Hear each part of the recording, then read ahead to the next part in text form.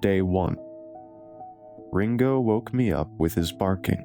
It was the deep howling kind, the kind he reserves for raccoons in our alley. Except, he was in the middle of my apartment. When I pulled apart the curtains, I saw the problem. The sun was gone. Normally, I could see the pre-dawn highlights around the laundromat across from my apartment, but today, the outside of the world was completely black. No sun, no moon, no stars, not even streetlights. All black. More alarmingly, my window now had a curved feel to it, like I was inside some giant fishbowl. When I traced the glass upwards, I could see it arcing up into my ceiling and then coming back down on the other side. What the fuck? My front door was behind a large pane of curving glass. The knob was unreachable. It was like half my apartment had somehow become encapsulated inside a glass sphere. My dog barked again, snarling at the dark world outside the window. I tried to put together some reasonable explanation. Maybe some fabric was obscuring my window on the exterior. Maybe the glass was just some building material that fell from the upper floor. But then I saw it. A giant white face that came to press itself up against the window. I could see the plaque on its teeth and the snot under its nose slits. In one quick motion, I fell and hid behind my table. My dog whimpered beneath me. The thing had a mouth as wide as my whole window, and its breath was fogging up the glass. I had trouble understanding what all those organs on its faces were, and then it blinked. Day 2. I call him Diceface. Diceface because his 6 eyes are arranged in the same way that the 6 dots are on a die. Sometimes I would see his white, tube-like fingers too, or the long, jagged ridge of his spine, but mostly just his horrifying 6-eyed face. Here's my amateur drawing. It appears that this monster somehow encapsulated my entire 300-square-foot studio apartment, including bed, bathroom, and tiny kitchenette, into a glass bubble. At some point in my sleep, the bubble must have appeared around my flat and tore me away from Earth. I wish I could tell you where the hell I was, but the darkness outside is too pervasive. Diceface must have some kind of intense night vision that allows him to traverse the miles of dark and somehow tug my apartment orb behind him like a balloon on a string. I don't know if Diceface is migrating, hunting, exploring, scavenging, shopping, or just wandering aimlessly until he dies, but he's had a walking period both days so far. Each walk is around 3 hours. I know because all the clocks in my house still work. In fact, all of the electricity, Wi-Fi, plumbing, heating, and everything else still seems to work in my apartment. However, he had stolen it from Earth. My flat is still somehow being fueled all of its usual resources, which makes me think that it is still somehow spatio-temporally connected to my reality. Like maybe this bubble is just a little rift that Diceface has collected. I'm not sure. I've spent most of today and yesterday calling my friends and family and explaining that I'm still alive, but clearly not in Kansas anymore. Day 3. Getting hungry. Luckily, I have dog food for days, so Ringo hasn't complained. But I ran out of all my human food on day 1. All I have is Instamix gravy, and there's only so much gravy a guy can eat. I was hoping my sister, who is a physics major, would maybe have some answer to my predicament. She had a spare key and even visited my apartment, but when she went inside, there was nothing amiss. Apparently everything looked the same except me and Ringo were gone. There wasn't any missing chunk or portal or space-time anomaly.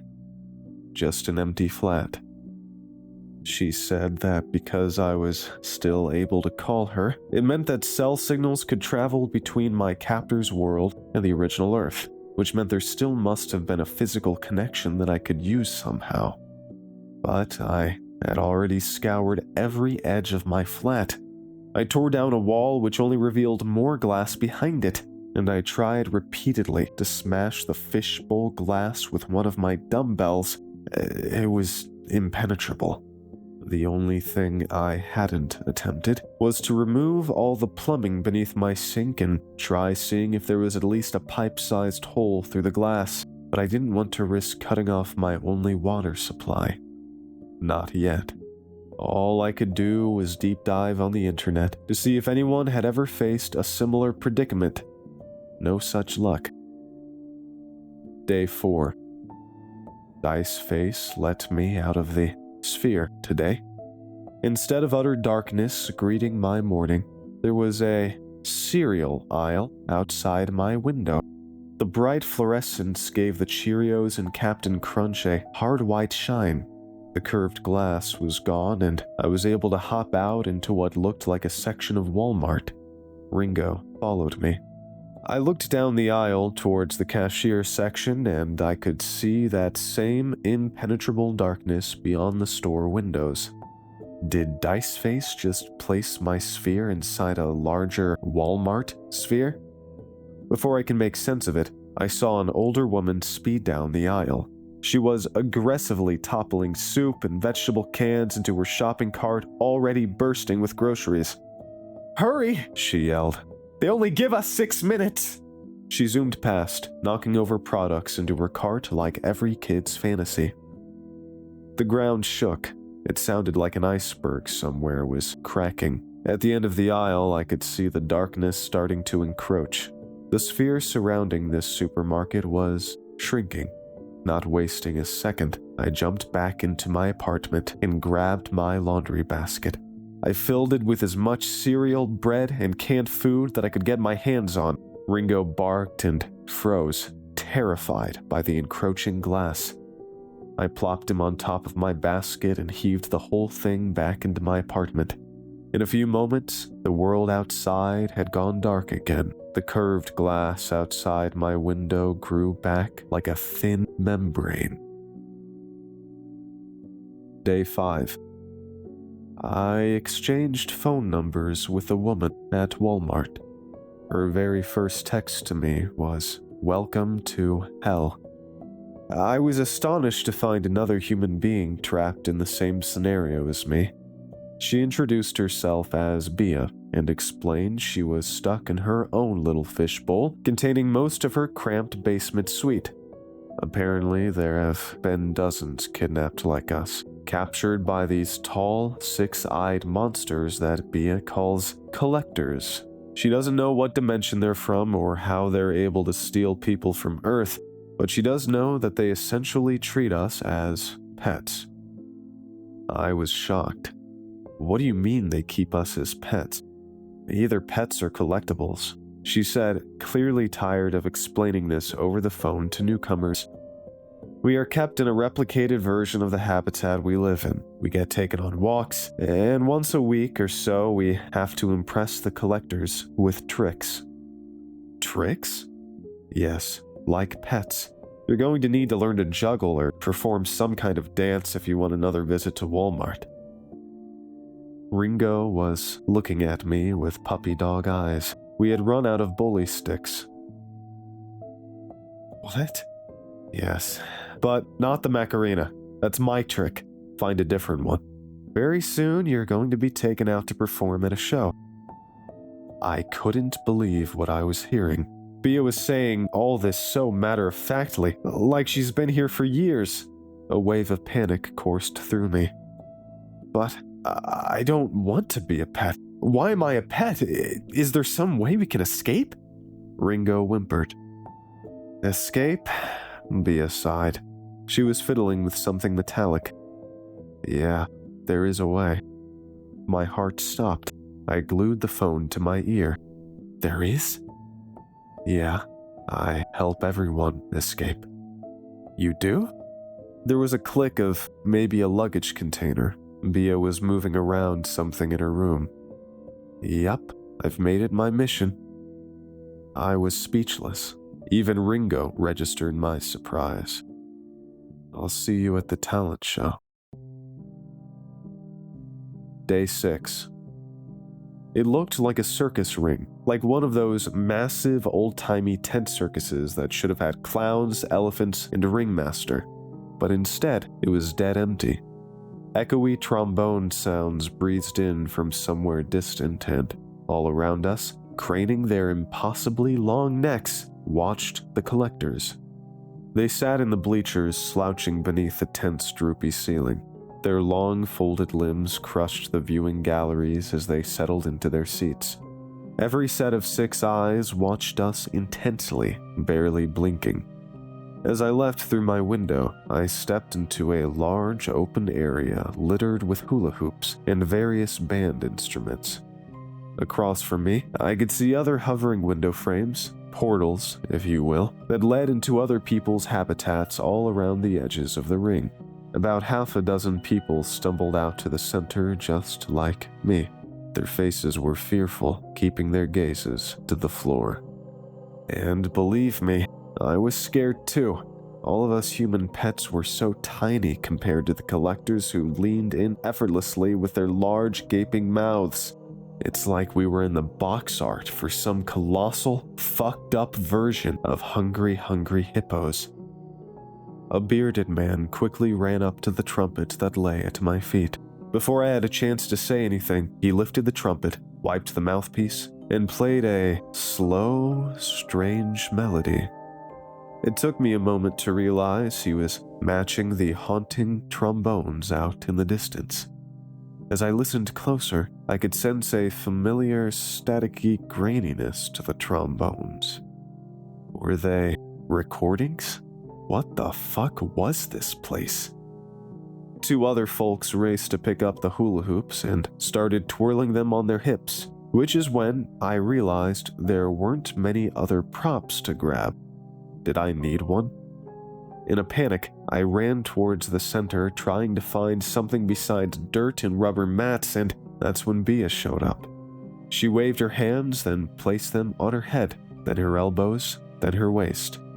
She was doing the Macarena. Right. I could just perform a dance. Plan B, then.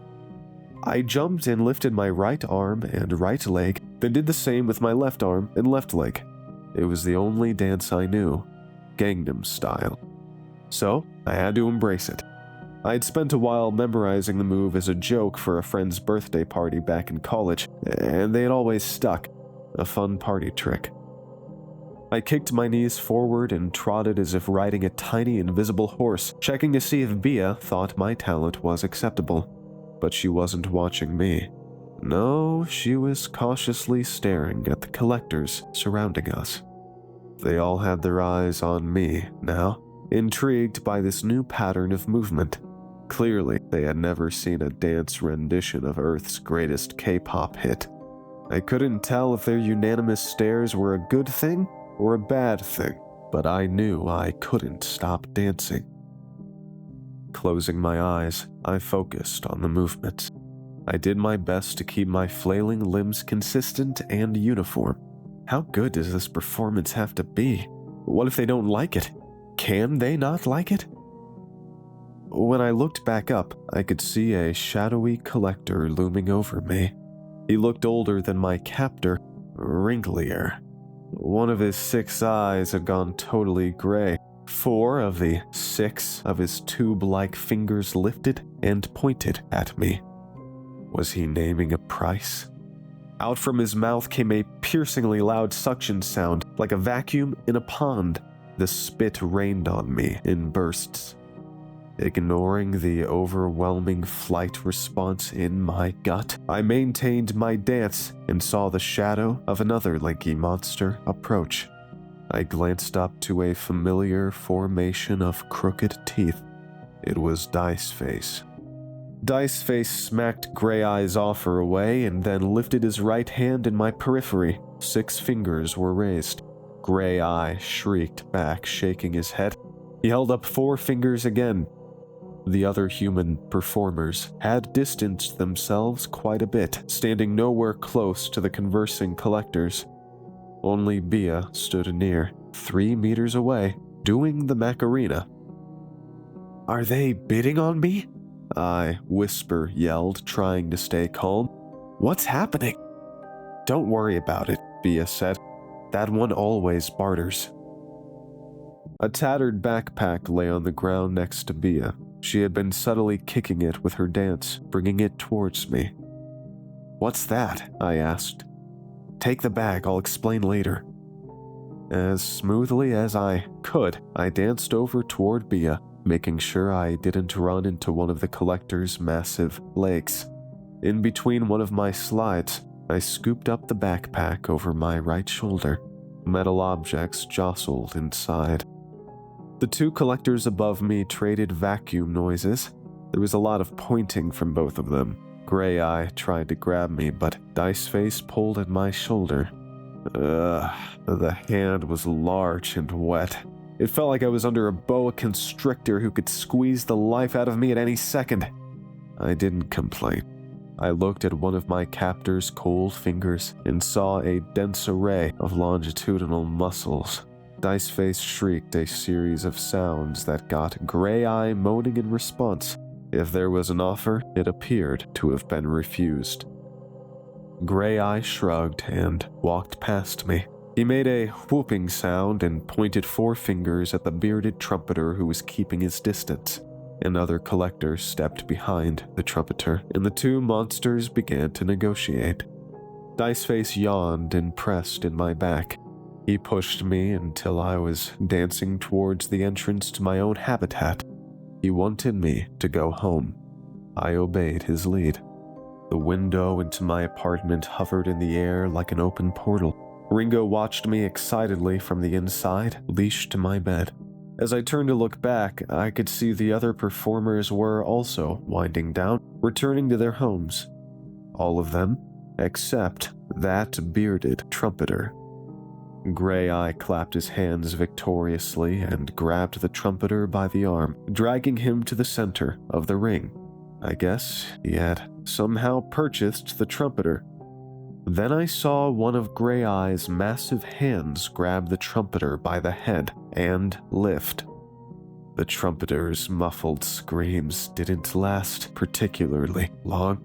It was kind of like watching a troubled child whip around his favorite toy. Up and down, back and forth. Gray Eye was excited at first, hooting and hollering his vacuum sounds. And then as soon as the neck of his new doll broke, he lost interest. Day 7. The backpack contained an expensive-looking revolver. Bia told me she stole it from the firearms department in the Walmart sphere where she had collected many over the years. Rifles and shotguns, too. I gave you plenty of bullets because I knew you had that dog. Ringo was at my side, head on my lap, chewing a stale biscuit bone. I stared at my phone's tiny speaker. Excuse me? What's that supposed to mean? It means if your pup starts yelping and running, you've got more chances to put it out of its misery. A dark hollowness formed in the pit of my stomach. I should have known there might be something wrong with Bia. How could the sanity of any survivor last long in this environment? I looked at the gun with mistrust. I thought you said there was a way to escape. Yeah, there is. She brought her mouth against the receiver. It's called a bullet to the brain. The biscuit cracked from Ringo's chewing. I know it may sound terrible, Bia continued, but trust me, this is for the best. If they keep capturing humans who off themselves, the collectors will stop visiting Earth and go elsewhere. I tossed the gun in the backpack. It rattled against loose bullets. No, Bia, no way, I'm not doing that. Bia laughed a defeated, apathetic laugh. I'm not saying it has to happen tonight, but sooner or later, you'll see what I've seen. And you'll know what I mean. I didn't want to have anything to do with suicide. I couldn't believe this was being suggested. It seemed to me that multiple escape routes could still be attempted, and I was going to try them. Bia, Has no one tried to find an exit at the grocery store sphere? She sighed. Yes, we've tried. For a long time. There is none. What about the big circus sphere? Has anyone tried to... Yes, we've tried that too. The circus sphere is sealed. What about the plumbing under my sink? What if I tried to remove... Just stop. Stop what? Bia huffed. I could hear her shuffling around her apartment. There is no escape. Each sphere is in a series of larger spheres. We're caged within cages. It's an infinite Russian nesting doll, and we're stuck in the very center. That's all there is to it. We're fucked, Jacob. The sooner you accept it, the easier it gets. My hands were shaking. Whether it was from disbelief or horror, I couldn't tell you. I put the phone down. We're collectibles now. Pets. And you can try whatever escape plan you want, but it's not going to work. I pressed my hands together to stop the shaking. But there's gotta be a way out. We still get cell phone signals here. That means there's still some connection back to the real world. There was a long pause on the line. Ringo looked up at me, waiting for his next treat. I gave him another stale bone. Eventually, Bia cleared her throat. She sounded completely depleted of energy and emotion.